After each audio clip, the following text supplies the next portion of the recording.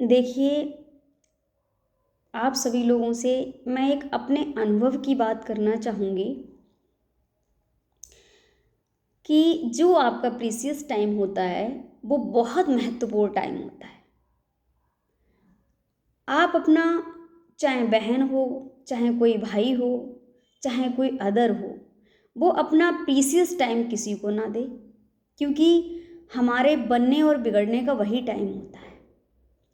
और किसी के समझाने पे, हम किसी के यहाँ अगर नौकरी कर रहे हैं तो हम ये देखते हुए करें कि हमारा प्रीशियस टाइम नौकरी के लिए ज़्यादा इम्पोर्टेंट है या हमारे करियर के लिए।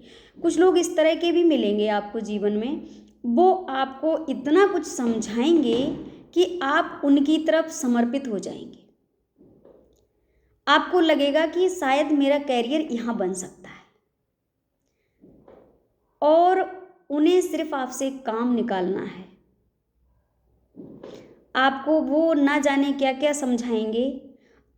तो हम आपसे ये कहना चाह रहे हैं कि कोई भी स्टूडेंट, हम लोग बेरोजगारी के चक्कर में इतने फंसे हुए हैं कि हम कुछ पैसों की नौकरी करने के लिए या अपना घर चलाने के लिए या कोई और काम करने के लिए हम जहाँ चाहते हैं नौकरी कर लेते हैं। लेकिन कुछ इस तरह के भी लोग होंगे जो आपको बहुत कुछ समझाएंगे, और वो ऐसी चीज़ें समझाएंगे जो आपको खुद लगेगा कि मुझे इनका साथ देना चाहिए। ये बेचारा बहुत परेशानी में है। इस समय इसके साथ कोई नहीं खड़ा है। नहीं हो सकता मेरे करने से कुछ अच्छा हो जाए, और अच्छा हो जाता है। और आपके सामने वो इस तरह की भी बात करेगा कि परिवार साथ नहीं दे रहा, या मेरे पास पैसे की समस्या है, या मेरे घर वाले मेरा साथ नहीं दे रहे हैं। मतलब वो उस समय क्या होता है, वो आपके घर भी आएगा और विद फैमिली के भी आएगा।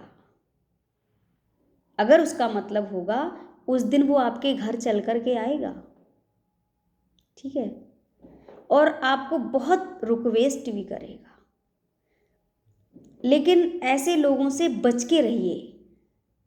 और ऐसे ऐसे चेहरे मिलेंगे आपको जिन पे आप बिलीव नहीं कर सकते।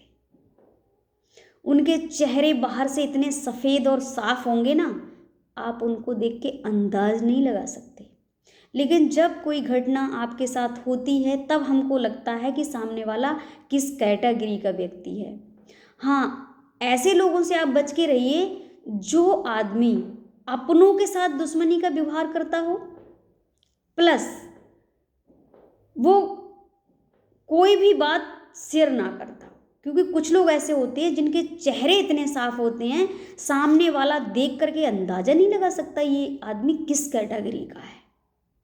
लेकिन वो अंदर से इतना काला होता है कि जज नहीं कर सकते आप। और जिस दिन उसका मतलब निकल जाएगा, उस दिन वो आपको पहचानना भूल जाएगा।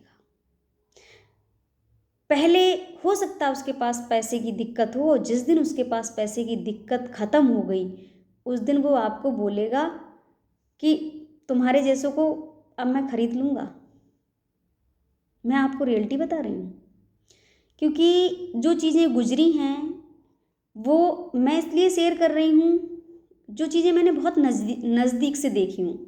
बहुत सारे लोग ऐसे होंगे जो आपके सामने आपको इस तरह से डील करेंगे कि आपके वो कराएंगे कुछ नहीं आपके लिए, लेकिन आपके करियर के बारे में रोज़ समझाएंगे कि इससे आपको ये फ़ायदा होगा, मैं आपको ये करा दूंगा, वो करा दूंगा, ये प्लेटफॉर्म है आपके लिए, ये है वो है। लेकिन जिस दिन उनका मतलब निकल जाएगा, वो आपको पहचानना भूल जाएंगे। बहुत कम लोग ऐसे समाज में होंगे जो अपना पुराना समय याद रखते हैं, वरना कुछ लोग ऐसे होते हैं जैसे ही समय उनका अच्छा आता है वो सब कुछ भूल जाते हैं। उनके बात करने का ढंग, उनकी तौर तरीके, मतलब अंदाज नहीं लगा सकते आप। तो ऐसे लोगों से बच के रहिएगा। और मेरा सबसे ज़्यादा अनुरोध है कि आप अपना प्रीशियस टाइम किसी को मत दीजिए। उस समय आप ज़्यादा से ज़्यादा अपना टाइम अपने ऊपर स्पेंड करिए, क्योंकि वो टाइम जो होता है, उस समय हमें अपने कैरियर का ख्याल होता है। लेकिन जब वो हम टाइम कहीं दूसरी जगह स्पेंड कर देते हैं, उसके बाद में क्या होता है, वो चीज़ें उतने अच्छे से हम गेन नहीं कर पाते, हमारा उतने अच्छे से पढ़ने में मन नहीं लगता, हम अपना टाइम उस तरह से टाइम टेबल से नहीं कर पाते, मैनेज नहीं कर पाते। तो इसलिए मेरा एक अनुरोध है कि आप अपना प्रीसियस टाइम बचा के रखिएगा। 4,000 की नौकरी की जगह आप 2 ट्यूशन के बच्चे पढ़ा लो, उसमें आपका बेनिफिट हो जाएगा, लेकिन वो प्रीसियस टाइम बचा के रखिएगा। उससे बहुत हमारा नुकसान हो जाता है, हमें पता नहीं लगता है कि हमारा नुकसान कहाँ हो रहा है, लेकिन जब वो समय चला जाता है उसके बाद हमें पता लगता है कि हमारा कितना बड़ा नुकसान हो गया है। और आप ये नहीं समझ पाएंगे, उस समय आपको रास्ता अपना क्लियर करना ही मुश्किल हो जाएगा, आप समझ ही नहीं पाओगे कि मेरे को किधर जाना है।